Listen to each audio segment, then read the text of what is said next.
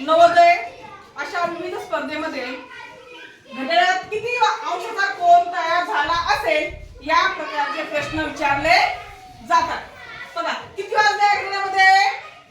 3. मग घड्याळामध्ये 3 वाजले असताना घड्याळात किती अंशाचा कोन तयार झाला असेल यासाठी आपण एका क्लुप्तीद्वारे हे गणित सोडवणार आहोत. बघा किती वाजले? 3. मग या 3 ला आपण 30 ने गुणणार आहोत. कितीने? 30 ने.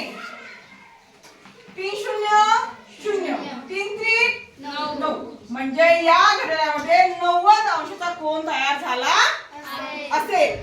पुढे किती वाजले घड्याळामध्ये? 4. मग आपण याप्रमाणेच कृती करणार आहोत. 4 गुणिले 30 याला पण आपण 30 ने गुणणार आहोत. 4 0 0 4 3 12 म्हणजे या घड्याळामध्ये 4 वाजले असताना 120 अंशाचा कोन तयार